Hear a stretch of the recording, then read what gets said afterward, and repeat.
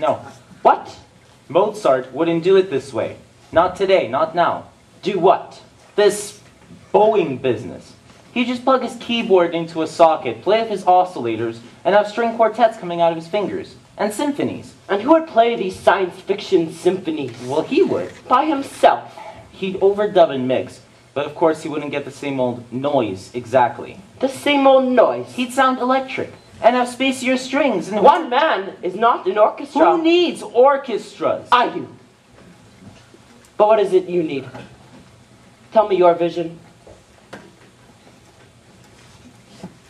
One human being and electronic equipment. One pair of hands and one mind creating music. I respect that, Mr. Martelli, as I ask your respect and participation here in my vision. Music. There's a harmonious blend of a group of instruments, all playing in concert, each musician making their own contribution to the melodious whole. Class, your violin and your bow, Mr. Martelli. With respect, Mr. Shorofsky.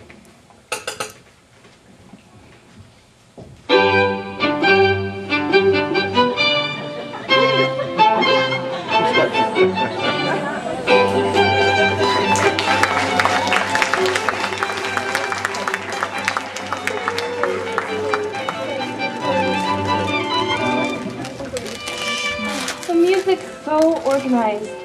It makes me want to get my act together. A little night music.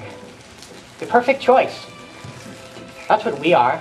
When you told me your special secret, I started wondering, why wasn't more surprised? Did I guess something about it? Maybe. You're my friend. After you told me, I looked around. The world was still the same. The skies were still blue. The streets were still dirty. But don't tell that memory in class. It's the most painful. Miss Farrell didn't say the most painful. We're supposed to expose ourselves. Think what Ralph Garcia would say. A pie in the face comes with the job. That's what my mom says, as you should know. But don't ask for it. We're performers. We're not supposed to be afraid of what people might say about us. Montgomery, we'll have you go first.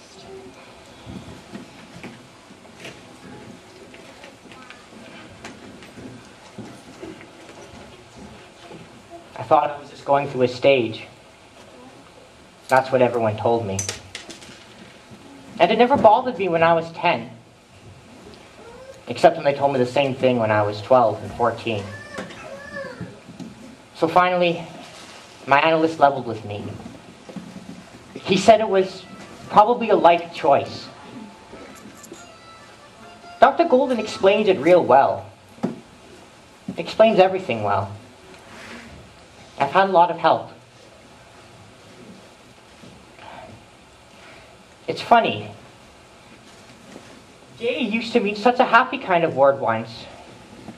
Not that it bothers me. I'm pretty well adjusted. I mean, never being happy isn't the same as being unhappy. Is it? Thank you, Montgomery. Now who's next? I guess that's Doris.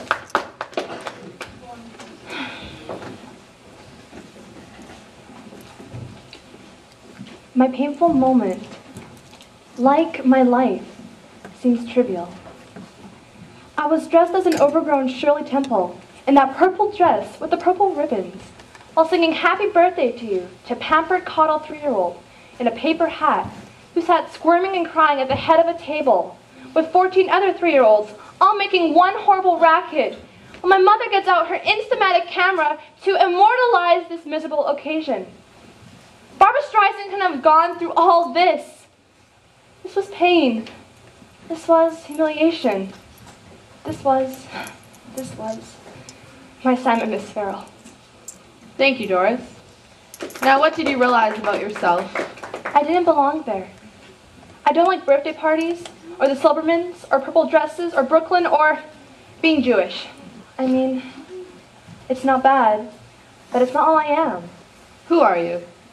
I don't know who I am. And I never will if I just do what other people want me to do. And wear what other people want me to wear. And sing what other people want me to sing. I'm not a dress-up parakeet. I'm 16. I have to assert myself. Sometime. Okay, Doris. Ralph, you're next.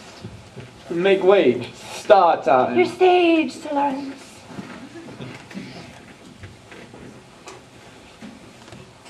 I came home from school. You know, like always. I was late because I had 1 or 2 pieces of business. And it was January and Santa Claus had just ripped everybody off at Split Igloo City. I switch on the TV, and some dude is saying that Freddie Prinze put this gun in his mouth. Making noise like he meant to kill himself. It was an accident, you know. He was joking. He was always joking. And you had to laugh. Sometimes you didn't even want to laugh, and you laughed anyways. Like a gift he had or something. Just looked into the man's eyes to know he wasn't into death. The world had to get him. Because he didn't think living was such a heavy trip. They had to say he was depressed or suicidal, because the world got to take itself real serious. Nah, there's got to be something wrong with us. So that the plastic surgeons and the witch doctors and the underarm deodorant people can stay in business. Does all this make you realize something about yourself, Ralph? What? How does it affect you? I'm here in the school, getting back at it for Freddie. Take it easy, Ralph. You want them laughing with you, not at you. I want them laughing, period.